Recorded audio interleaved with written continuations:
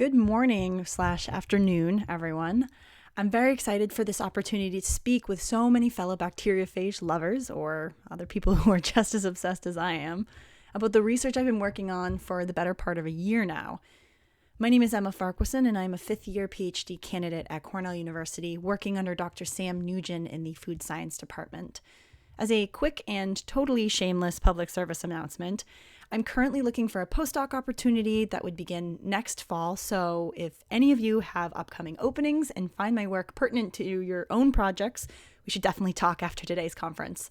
In general, my work focuses on better understanding and also expanding upon the adsorptive host range of bacteriophages through genetic manipulation of their tail fiber and adhesin genes. For today's presentation, I'll be focusing on a recently finished manuscript in which we designed a high-throughput bacterial adsorption assay that uses bioluminescent tail fiber proteins to characterize a phage's adsorptive capabilities against panels of relevant bacteria. But first, let's zoom out for a moment in order to see just how far our field has come. Phage-based technologies have been slowly increasing in market prevalence over the past 20 years or so. Phage therapy, bacterial detection, and animal health applications are what's more commonly thought of when thinking about phage products, but as we saw today, newer applications of phage or phage components have also been gaining a lot of public attention. Now, generally speaking, there's a modular flow to how new phage technologies are designed. At first, of course, you would need to find candidate phages capable of targeting your bacteria of interest. Assuming you find some, your next step might be to acquire more candidate phages by pressuring the evolution of the original phage you chose. Once you have all of your candidates, however, you'd perform plaque assays against a wide range of relevant bacteria. You can characterize them further with whole genome sequencing and genome annotations. Be sure to perform transduction assays to make sure your phage won't be spreading genetic elements from bacterium to bacterium. And of course, it's just always a good idea to test your newly designed technology in real life settings to confirm everything works in the way it was intended to. For both phage research and the design of new phage tools, the biggest issue right now is finding the phage that's able to target your bacteria of interest. But where does one find a bacteriophage in the first place? Well, there's lots of different databases, or piles and piles upon piles of phage literature that one could search through. But if the databases and the primary literature don't turn up any candidate phage, researchers could instead turn to environmental or sewage samples in hopes of isolating a new phage that they could use.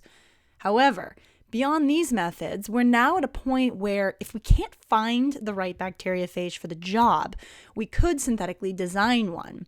And synthetically designed bacteriophages have many advantages to them.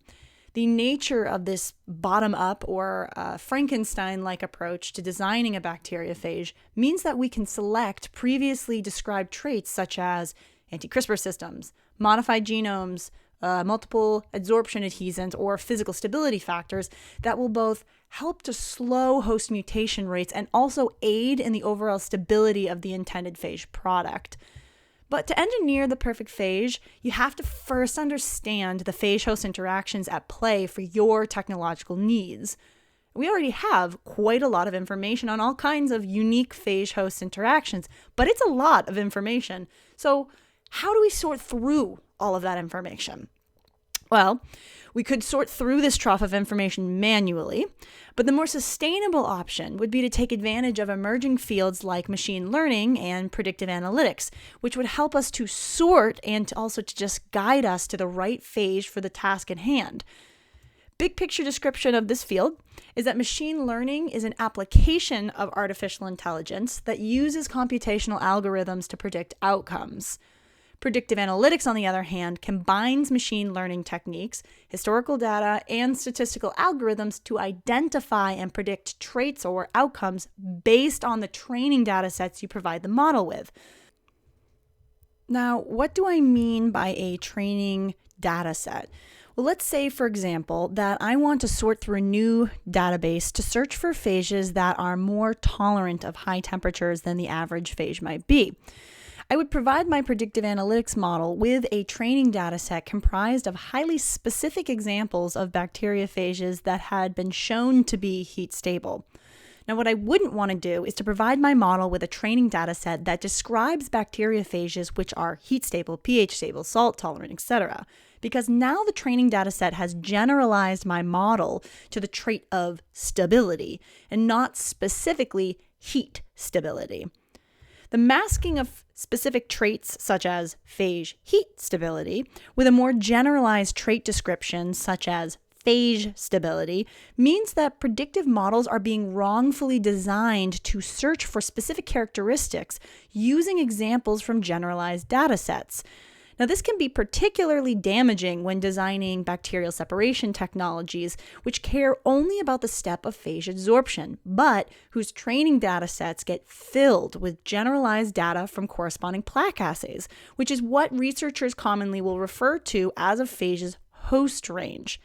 Now, while the presence of a plaque just tells a researcher that the phage was able to complete all steps in its replication cycle, the absence of a plaque does nothing to tell the researcher at which step of replication the phage was thwarted. So let's say we're a phage company and we're producing a bacterial separation technology, and we're picking from either phage A or phage B. So if we compare the two sets of plaque assays, it would appear that phage A would be the better option, right?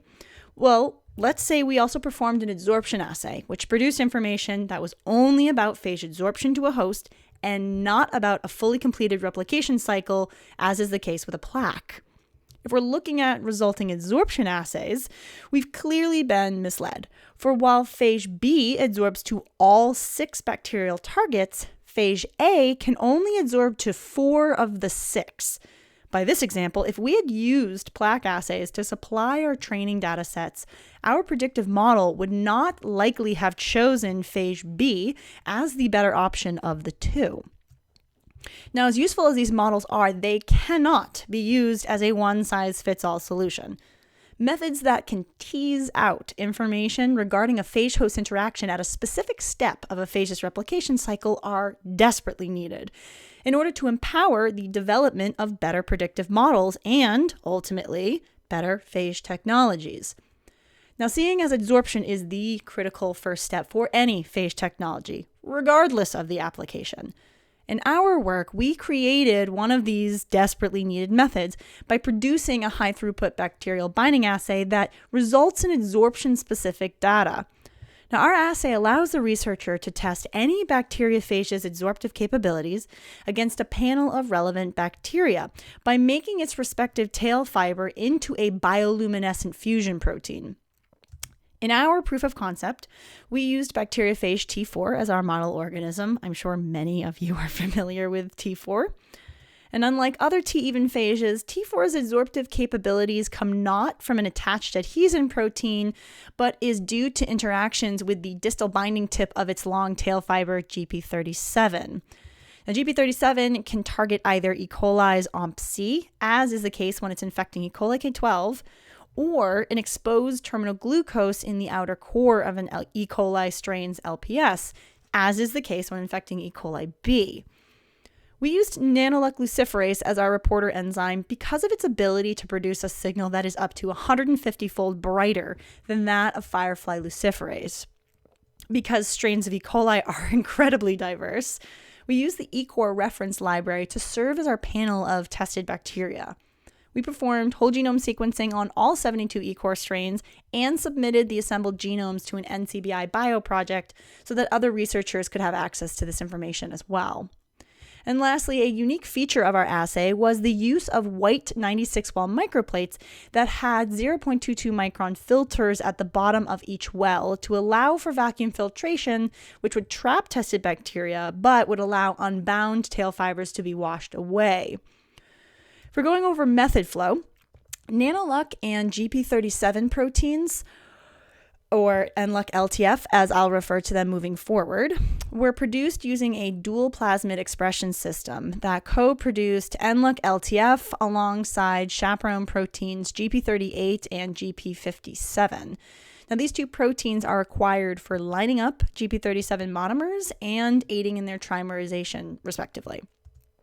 Protein production was induced using a final concentration of 0.1 millimolar IPTG, and proteins were purified by using a cobalt resin and the protein's N-terminal histidine tag.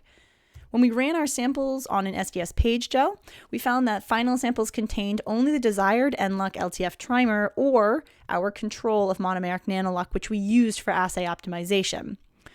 In assay optimization, we used E. coli K12, which is a known T4 host, and a K12 mutant that's missing its OMP-C gene called JW2203. We use these as our model systems for our assay optimization so they could counterbalance each other. Now, treating K12 and JW2203 with monomeric nanoluck allowed us to confirm that this upstream reporter enzyme, which was fused to our long tail fiber binding tip, was not non-specifically binding to the bacterial surface. We found that using 200 microliters of bacteria at an OD 600 nanometers of about 0.5 allowed for the highest concentration of bacteria while preventing against clogging filters. Plate counts performed on all E-core strains, E. coli K12 and JW2203 at 0.5, were found to all be within a log of one another. This ensured that any differences of adsorptive strength from one strain to another wasn't because one strain simply had significantly more cellular targets. To keep from overwhelming our plate reader, we also made sure to not use more than 200 nanograms of NLUC LTF when testing against the E-core strains. For the assay itself, plates were blocked for an hour using 3% BSA. They were washed 3 times, and then triplicates of each E-core strain and NLUC LTF was loaded into its respective wells where they were allowed to interact with each other for 30 minutes.